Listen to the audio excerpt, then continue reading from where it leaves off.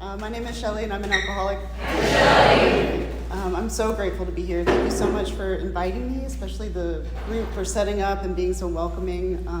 I've spoken here before, but it has been so long. I was trying to remember when.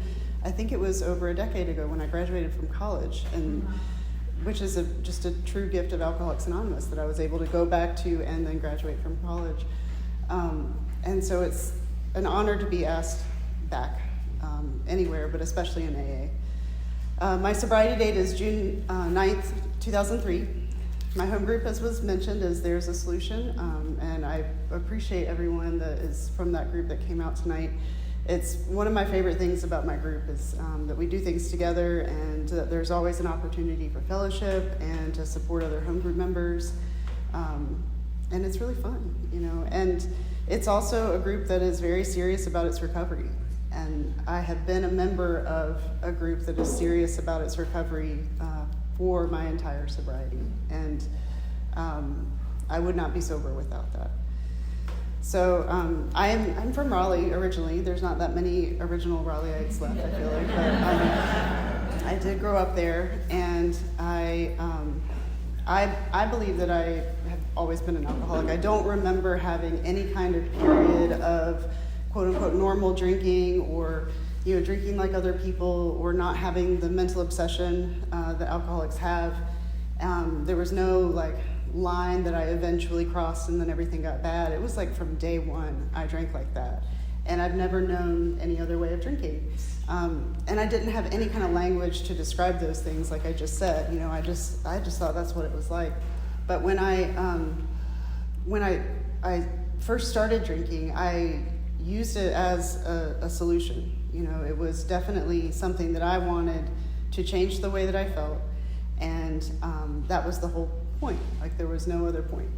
And so growing up, I remember feeling I come from a home, I'm pretty sure I'm the only alcoholic in my family. There's a couple members where I don't know, the jury's out, but as of today, I'm on record the only alcoholic.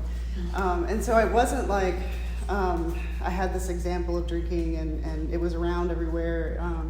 And I also had, to my knowledge, never known anybody that had gotten sober before.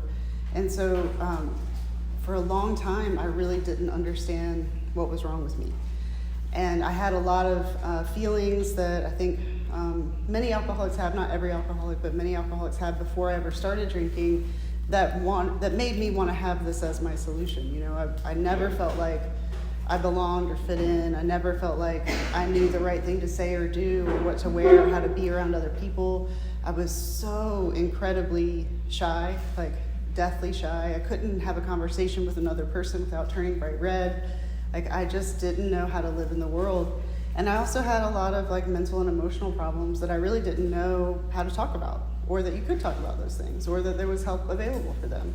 And so I had a lot of love in my house growing up, and I had an inability to fully accept that love. And I remember having suicidal thoughts as a kid and not knowing what to do with that or what that meant. And so when I came to understand that alcohol was a way to change how you felt, that was what I was looking for. And so when I started drinking, I didn't have a lot of consequences in the beginning.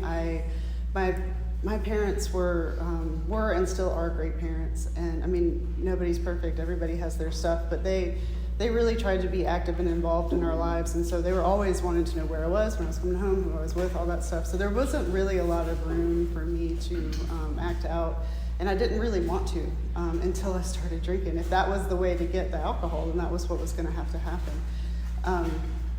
But I ended up moving to go to high school for an arts high school. I was always good at art and never felt like I was a good student in any other capacity. I think I had this idea about school is that there are school people and not school people, and I just wasn't one of those school people.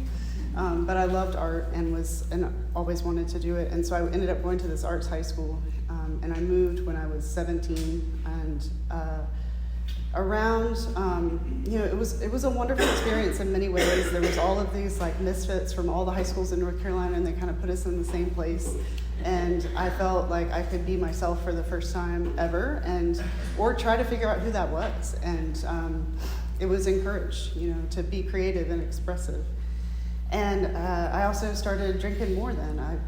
2 weeks after I arrived there, one of my closest friends back home, was killed in an accident during Hurricane Fran, actually. And I did not know how to handle that situation. I had never known anybody my age to die. I had never known anybody close to me to lose that way. And it didn't make any sense. It was tragic, and I didn't know how to process it or talk about it.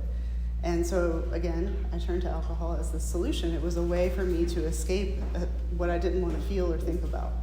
And that was true from that day forward. It was a solution that worked at that time, but the longer I drank and the more that I drank, the harder it was for me to achieve that escape. And then the window of time that I could feel it began to get shorter and shorter. But I couldn't stop, But in the beginning, it worked. And also, for a long time, it was a lot of fun. Like, it really was. And, I did a lot of wild things that were great and fun and dangerous, and I don't recommend doing them. I have a 13-year-old niece, and I'm like, oh my God, like, you're so small. You're so young. But, here I am. So I moved out of the dorms my second year there, and I got my own place for the first time ever, and I lived next door to some older college students who were comfortable buying us alcohol, and so that was when I started drinking every day, the first chance I got. And I graduated from that program and was set up to go to, it was a really prestigious program, and it kind of set me up to be able to go on to a prestigious college if I wanted to do that. And I had the opportunity to do so. And I was not able to fully grasp the magnitude of that opportunity at the time. And also, I believe that I had already lost the power of choice in drink. And I didn't know how to articulate that, but I knew, somewhere in me, I knew that that was a serious thing, going to school and doing that at that level was serious, and it was going to be hard, and that I probably would not be able to do that and drink the way I was drinking at the same time. And so I didn't want to go. And I was convinced to go. I did. I ended up having to drop out after a semester and a half, and for a variety of reasons, some that had to do with alcohol, some that didn't. I had a lot of health problems. But what came of that was that I decided, okay, here's my opportunity to not go to school. And so I decided I wanted to move to New York. I came up with this, when I read Bill's story and it talks about these grandiose ideas and feelings of grandeur, I definitely can relate to that, in that I had these ideas about, higher education is a scam, and you can teach yourself anything you want, and I'm going to learn from life and all this stuff. And so I had a friend who was living in New York because she was going to school there. And she told me, okay, come live with her. And so that's what I did. Is this water for me? Yes. I'm going to drink it either way.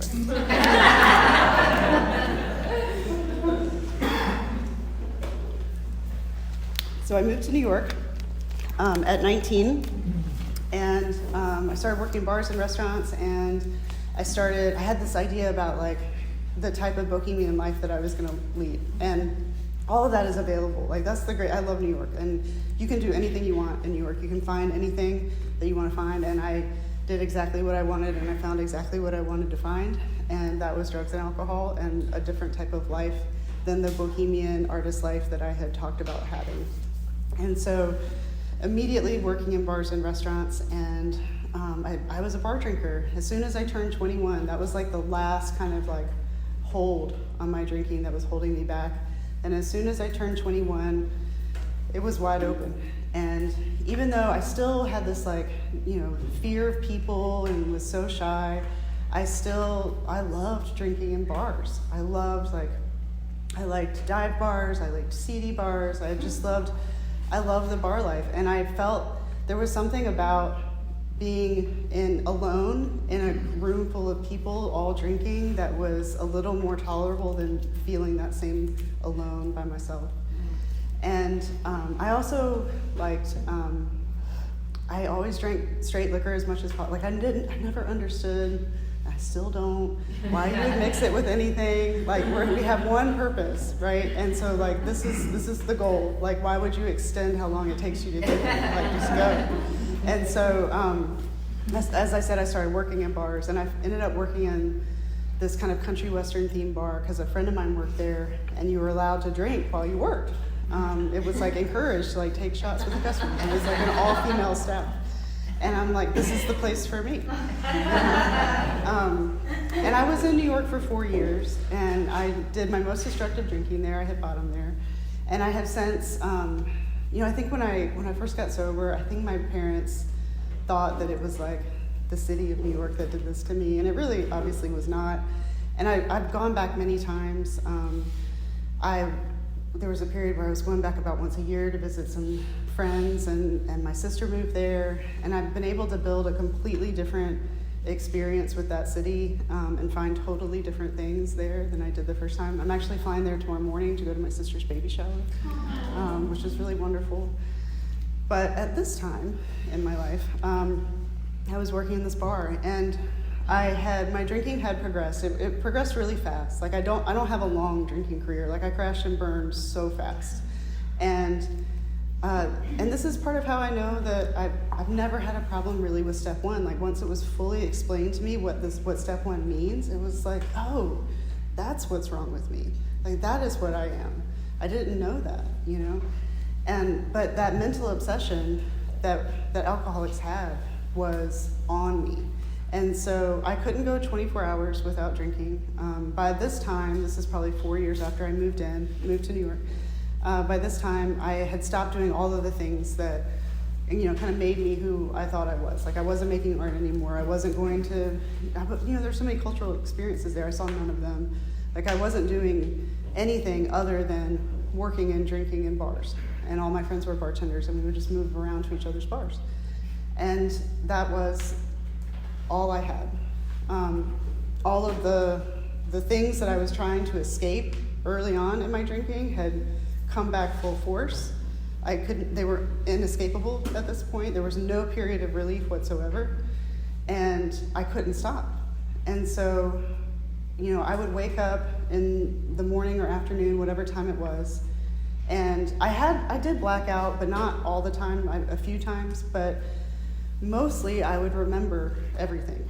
And so I would come to, and the memories of the night before would just hit me like a freight train. All the things that I did, the places I went, the things I said, people I saw, everything. Just like, And it would become overwhelming. I also, I would do drugs the whole time. Like this is part of the story as well. I never stopped drinking to do drugs, and I never stopped doing drugs to drink. They were just both there, always.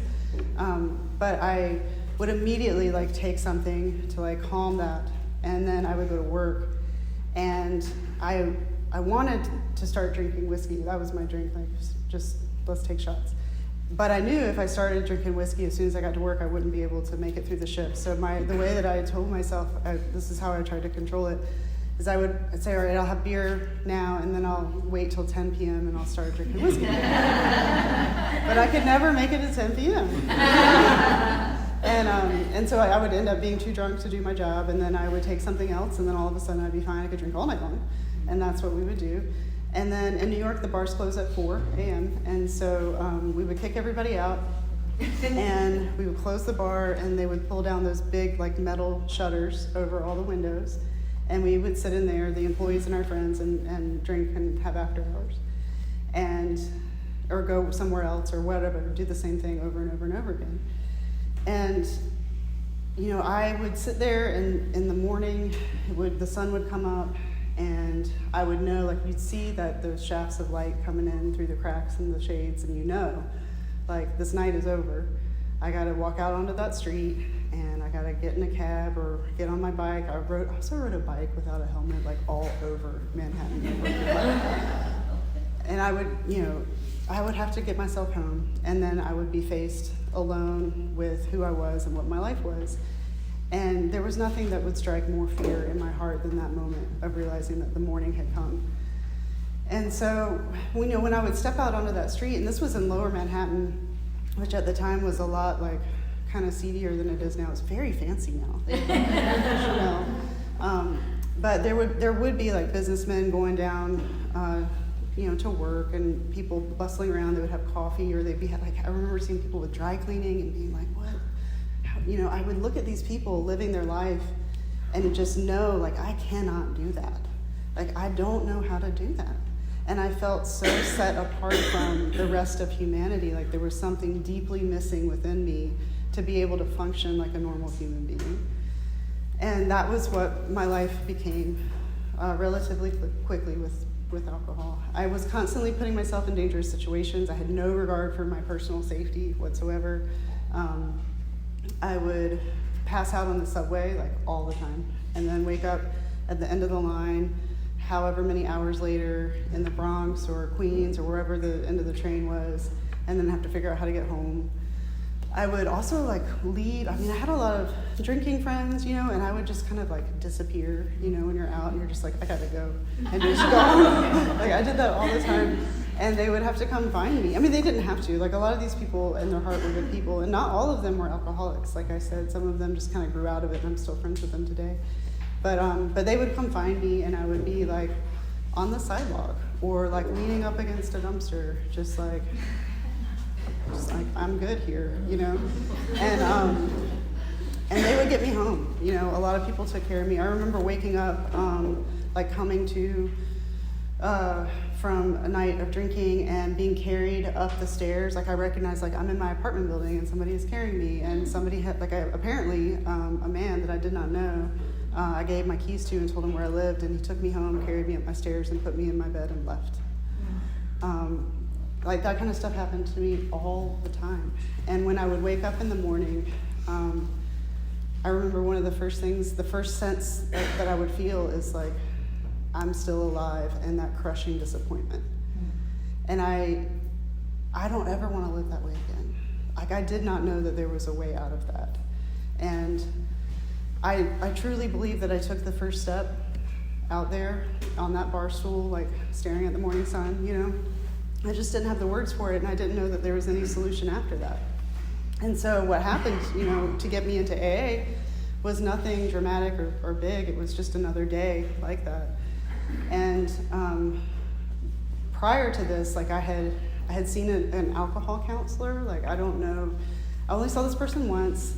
I don't know what an alcohol counselor does. What I wanted her to do was tell me how to drink normally. And I remember telling her 60% of the truth of how I was drinking, and she handed me an AA meeting schedule, which was really not the solution I was looking for. And I remember saying to her, I can't do that. Those people don't drink at all. And I don't know where I got these ideas about AA. Yes, it's a program of complete abstinence, but I didn't know anything about AA. I just knew that I did not want to be there. And I said, why can't they just have one or two? And she said, well, Shelley, for some people, it's easier to not have any than it is to try to just have one or two. And I really felt that. I knew what she meant by that. And I left with that meeting schedule. I never paid her that as a financial amends. I don't know her name. I don't know who she is. If she ever hears this, I will write you a check. But I took that meeting schedule, which in New York, it was a printed meeting schedule at the time, and it was like a phone book. So there was meetings everywhere all the time. And like I said, I didn't know anything about AA, and so I didn't know, I thought I had to be completely sober to walk into the rooms. And I told you before I couldn't go 24 hours without drinking. And so I would be all right, today I'm not going to drink, I'm going to go to an AA meeting. And I would pick out a meeting that I go to, and then I would get drunk, and I'd be well, I can't go now. and I know that that's not correct today. I know that anyone that has a desire to stop drinking can come here. And I try to remember that, how much pain I might have saved myself if I had known that and gone anyway. I don't know what would have happened. But I definitely try to remember that when I see people in our meetings that maybe smell like alcohol, or maybe are nodding off, in the corner, or they slurred their words a little bit, or they straight up said they've been drinking that day, and it is really easy to want to whisper about them or to make them not feel welcome.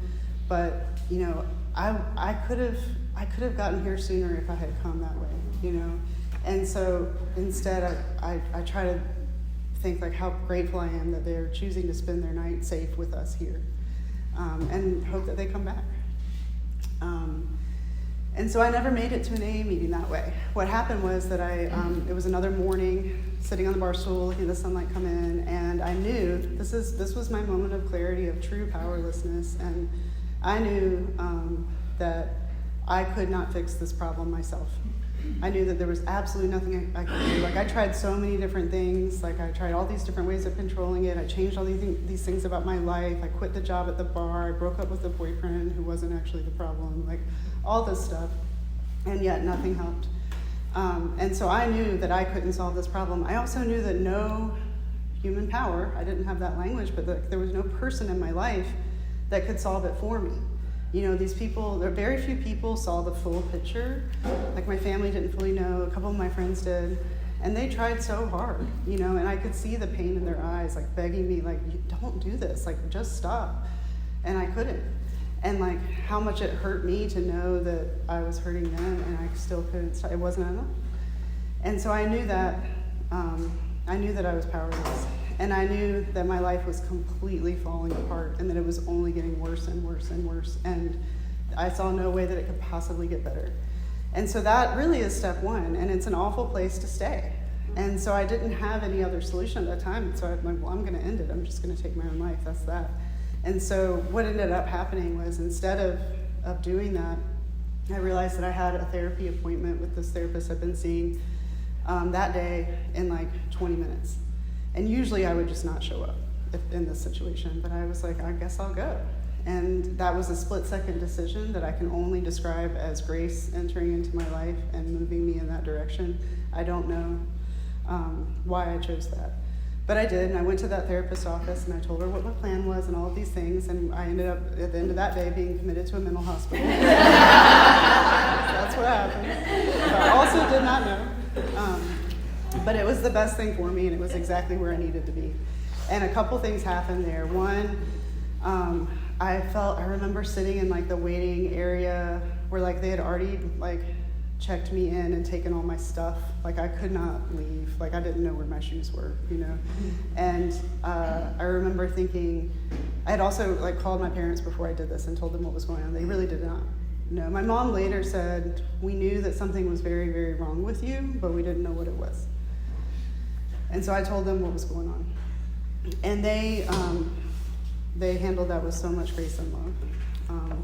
But I remember feeling very relieved that I didn't have to fight anymore, that I had just done something that I couldn't undo, and that meant that I didn't have to fight anymore. And that was truly this moment of surrender that I have never taken back from that day. I completely gave up in that moment and said, I'm not doing this anymore. And I don't know what comes after that, right? Like, I don't know that it's going to get better, but I'm not doing this anymore. And I became willing to do what was asked of me. So I stayed in that hospital for 3 weeks, and I was introduced to Alcoholics Anonymous there. And that happened in two ways. One, I was 12-stepped by a bartender who came. She was a bartender that at one of those seedy dive bars that I love to drink at, and I had no idea that she was sober. I had no idea she was in recovery, no idea she was in AA. She had 2 years. We were not friends. Like, you know, I drank in her bar every day. Nobody wanted me there. But she heard through the grapevine where I was and what was going on with me, and she showed up.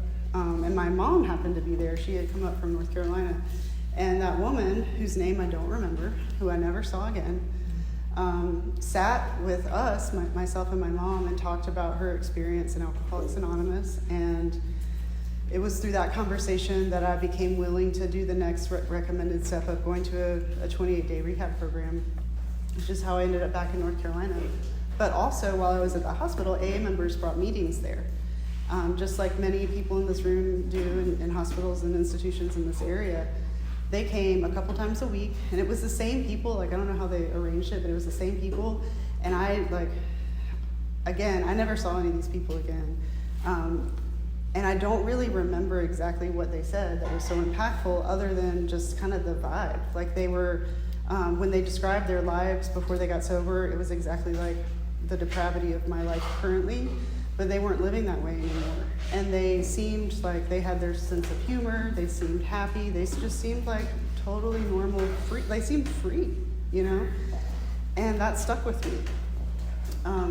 And so later, after I came into AA and I got sober and been sober for a while, and I started doing work in hospitals and treatment centers, it's really easy to get discouraged doing that work because you go in there and it's like a room full of drooling people, and you don't know if they're like hearing you or like they wander off or like, or they start talking about a million other things, and like you leave, and it's not always like this, but like often, like what are we doing? Like, are we having any impact at all? Like, did anyone hear anything we had to say in there? And you don't know, and you won't know, because none of those people that changed the course of my life through their 12-step work know that I've never had another drink after that. I never saw them again, right? And they did that for their own sobriety. And that's why I continue to do that service today. So I ended up back in North Carolina to go to treatment, and I completed that, and when I got out of treatment, I decided to stay here. I was totally convinced I was going back to New York, because I just left everything. Like, I just went out one night and, like, didn't come back, And some people in my life took care of some stuff, and I was very lucky to have that. But I was convinced, like, none of you people here know what I left in New York, my big, life, blah, blah, blah, blah. And then one day, this woman shows up at the treatment center in Greensboro, North Carolina, and she had been like sequestered in her room for like 4 days. I know now that she was detoxing from heroin, and she wandered out into the common room and came up to me, and she was like, "I don't know where I am, and can you tell me where I am?" And come to find out, like, she had gotten on a bus and like picked a treatment center and just took a bus there, and I showed her on a map where she was, and like, but she was from Brooklyn. She was living in the neighborhood that I had just come from, and we went through that treatment program together, and she told me, "You don't have to go back there. Like, you have so much here. Your family's here. All these people in recovery are here. If I had that, I wouldn't go back." And I needed to hear that. And again, I don't know what happened to her. I didn't see her again after that. But when I got out of treatment, they told me, like, it was a 12-step treatment-based program. It wasn't affiliated with AA, but they were like, get a sponsor, get a home group, get a service position, a network of women. These are the things you do. I'm like, okay. And so I got a sponsor, and I got a boyfriend.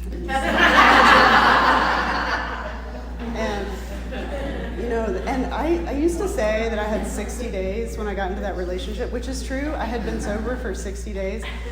But 30 of them were in rehab, and then like 21 of them were in the mental hospital. So I got into a relationship like the second week I was in it. And my sponsor was like, okay, this is, and I will never forget this moment. This was, I had the same sponsor for like my first year and a half of sobriety, and then I switched to the woman that has been sponsoring me ever since. But this was, kind of a crucial early moment, and she said, these are all of the reasons why it is recommended that you do not get into a relationship, and she kind of listed them out, like, which are not like AA rules at all. Like, this is just like some learned experience that's been passed around. And so she said, like, whatever all these reasons were that she had, but she said, who am I to say that you're not supposed to have this experience? And I said, great, I'm going to have this experience.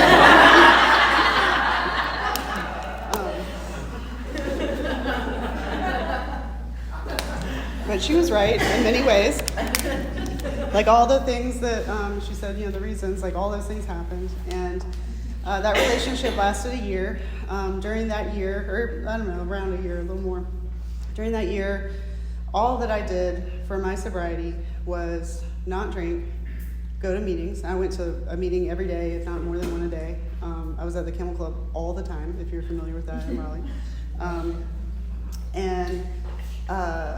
And I worked the steps with this sponsor. I believe I worked the steps to the best of my ability at that time. The best of my ability was not great at that time, but I did what I had in me. And I stayed sober for that time. But when that relationship ended for the last time, and and that sponsor had moved away, and I looked around and realized, like, I could never go to another AA meeting and nobody would notice. Like, I had no friends, I had no home group, I had no network of recovery or people to call on or anything. And that was terrifying to me. And so what I did was I went to Raleigh Young People's, which, my memory of this was that there was like 5 young people that were sober when I was a newcomer, and I'm sure that there were more than that. There's many, many, many today. Like, it's amazing. But I really felt like a odd person out being sober in my early 20s. And there were some other young women that had some time, like a year, 2 years, 4 years, or 6 years, whatever, that were staying sober, and they were all a member of this home group. And they had been nice to me and reached out to me, and I had been uninterested in that because I had this relationship, and I was just fine, thank you. And so I went to this group, and at the end of the meeting, like, I was not okay, and I went up to one of these women and told her, like, what was going on, that I was not okay. And I was like, I think I need to make this my home group. And she looked at me and she said, we've been waiting for you. And there was no judgment in that at all. It was literally just like, we've been waiting and we're glad you're here. And I will never forget that. There are often times that I do not want to go to my home group. There are often times that I don't feel like going to a meeting. I've been sober for a while. Like, I don't really think I'm going to drink today. Like, do I really need to go? And I go anyway because I don't know what I would have done if those women had not been at that meeting that night. I don't know what I would have done. And so when I joined that, it was a tiny home group. It was one of those groups that, and I don't know if it's still around. I don't know if it's like this today, but there's like 8 home group members and like 75 people that came to the meeting, and half of them like stayed outside the whole time. But it was exactly what I needed at that time. Like, I was chaotic. I needed a little chaos in my AA. Like, it was a good fit for me in that moment. And the home group put me to work right away. They gave me a service position because it was such a small group. And so I became the treatment facilities person. And that, I didn't know what to do with that. I'm like, I don't know what to tell these people. Like, what am I supposed to do? Like, I thought I had to like solve their problems or like coach them through this phase of their crisis or whatever. And somebody in the group was like, no, like, you're just there to share your experience, and you have this experience. Like, you were in a place like this. You're not now. You're sober and you're living differently, and this is how you did that. It's literally just that message. And so I started doing that, and that changed the course of my sobriety forever. Like, I can't even begin to tell you, like, I don't know, again, like, what I would have done without that service opportunity, because I had the first experience of being able to help another alcoholic one-on-one. And I wasn't sponsoring these people, I was just talking to them. And the group was so small, like, sometimes it would be just me going, maybe me and one other person. And it was kind of like, there was no format. We just were like, what do you want to talk about? But it was so helpful for me because I got to experience the language of the heart from the other side and how purposeful that is. Like, all of these things that happened in my life that I was so ashamed of. I really thought that I had like ruined my, like, it was over for me. Like, I would never have any kind of real life after how I had like crashed and burned so hard, and like now I'm in AA. Like, where do you go after that? Like, I really had like a dark look at that time. But taking all of those things that I was so ashamed of and talking about them in this new context, right? Like, not talking about the problem, but talking about them in the context of the solution that I'd found, that was life-changing. And I really believe like that is kind of the turning point where I went from somebody that like goes to AA meetings to a member of Alcoholics Anonymous. Like, I was all in, after that.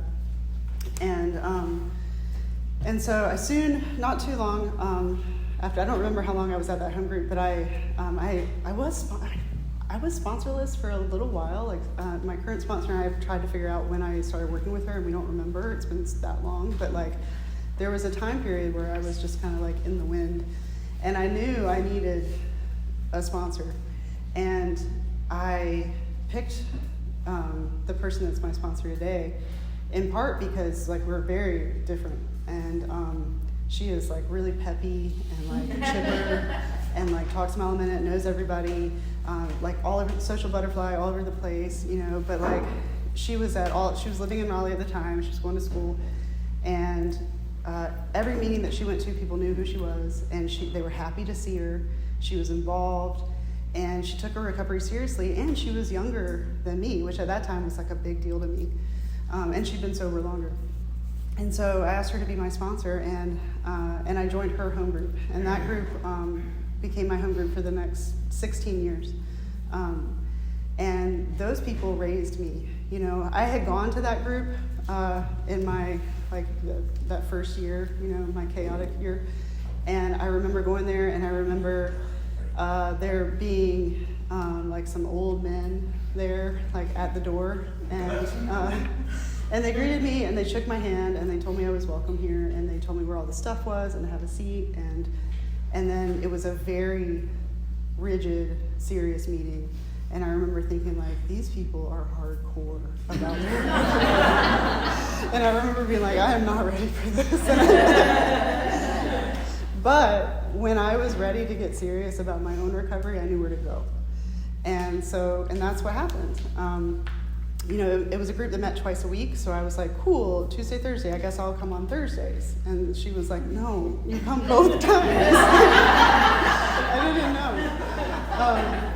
And she would tell me to go early and all of the things that are like second nature now, and I just did not understand why I would do any of these things. It didn't make any sense to me. But I did that, and what happened as a result of doing that for so many years and being that rigid in my program for so many years, it laid this foundation that I still use today. You know, my sponsor has evolved and changed, and I've evolved and changed, and I'm really grateful that we're kind of doing that parallel, like it's still a good fit. And I'm not as hardcore and rigid as I used to be, but I had that experience, and it served me very, very well. I learned how to be accountable. I learned about discipline. I learned about integrity from that group. I learned how to listen. Like, there's one member who, you'll know who I'm talking about, but he talks so slow and has like the thickest Southern accent I've ever heard. And I remember just being like shaking, like trying to like spit it out, like just say it. Just say it. You know? And so, but I had to listen, because you couldn't pull out your phone in that group and like do something. You had to sit there and listen. And then when I would actually focus and listen to what he was saying, like, he had an incredible experience to share, right? And now he's a good friend of mine, and I've told him this story before, but like, you know, like little things like this that I just didn't know how to do. I didn't know how to sit still and listen. I didn't know how to be where I said I was going to be at a certain time, you know? And all of that was how, when I decided it was time to go back to school, and I realized, like, this is absolutely terrifying, and I don't know how to do that. And somebody told me, it was actually a speaker at my home group who was sharing their experience about going back to school, and I got to hear this because I was at my home group. And they said that they used all of the same principles that they learned in their home group and applied them to going back to school, and it worked. You know, like, you go to class every time it meets. You go early and make sure you sit in the front so you don't get distracted. Like I knew how to do that stuff. And that was really when it started to click about like, oh, we practice these principles in all of our affairs. It means literally like everywhere, like all of this stuff is applicable in every aspect of life. And it actually helps me and makes my life easier and better, and it helps me do things that I didn't think I could do. And so I ended up going back to school. I was 28 when I started as a freshman. I thought I was so old. I really did. And I was like, I can't do 4 years of college. Like, I'll be 32 when I graduate. And somebody in AA was like, well, how old will you be in 4 years if you don't go to college? Like, okay. And that was one of the hardest things I've ever done. Like, it really was. And there was a lot of like, I don't know, feeling like I needed to make up for lost time that I don't feel anymore. But I did that, and I graduated with honors. And that was something that was one of those also kind of life-changing moments of like, I did that, and I didn't think I could. And the only way that I did was through AA, you know, like using the principles of AA. And no one can take that away from me. Like, no matter what else happens in my life, I will always have that degree. And then a couple years later, I decided I wasn't done, and I went back and got a master's degree. And now I have a job in my field, which is rare. Nobody gets jobs in my field. I'm in the arts, like there are no jobs, and I got one. And I've been at this job for almost 8 years. It'll be 8 years next month. And it's a position of leadership. It is a position in which I have like the incredible trust of my employer. It's basically like kind of a passion project for him. He was like, let's do something to contribute for the arts. Here are 2 warehouses. I'm going to upfit them, and you figure it out. And I did, and I built a business for him that makes no money. But that's okay. It wasn't the point. It was really about a contribution. And I got to use these principles that I learned in AA of humility in leadership. Like, I've never thought about myself as a leader. Like, I've never thought about that at all. Like, I don't like being the center of attention. I just, no.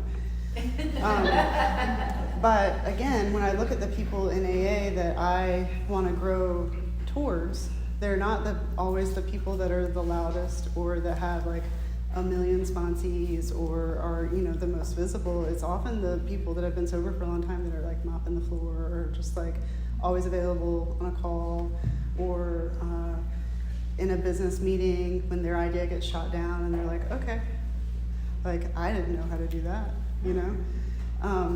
And so taking like the principles that I learned in AA and applying them to how I built this community of artists has been really incredible to watch that flourish, and it has kind of like rippled in the rest of the landscape in our community. I'm gonna wrap up soon. I could talk about like all of the blessings of sobriety and like the good things that have happened for another hour, because it really has been that way, and it hasn't always been easy. I feel like there was a long time where I would hear people kind of like me right now being like, I got sober and then all this amazing stuff happened, and those things are all true. Like all this amazing stuff did happen to me, and also a lot of really hard life things have happened as well, and I haven't drank over them. Things that I never thought that I would be able to get through, or things that if they had happened to me before I got sober, I know I would not have survived. And I had this belief that like, if I had bad days in sobriety, that I was doing something wrong, right? Like, that phrase of like my worst day sober is better than my best day drunk. Like, I know what they mean by that, but like I've had days that were just as bad in sobriety. Like, I really have. It has been that dark at times. And what I have learned through the third step is not that if I act good, like I'm gonna get good. It's that I'm gonna be able to match calamity with serenity. It's that I'm going to have a profound alteration to my reaction to life that could not have been brought about by myself alone. Not that my life was going to be dramatically different, but that the way that I was going to react to it would be different.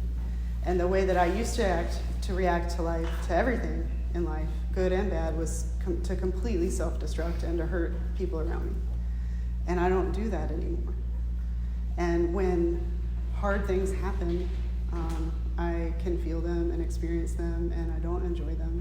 And I also know that they're survivable, and I know that I don't have to drink over them, and I know that I don't have to do any of it alone. And those are just some of the gifts that AA has given me. I am 100% an alcoholic, no doubt in my mind, and if this thing can work for me, I believe it can work for anyone. So thank you.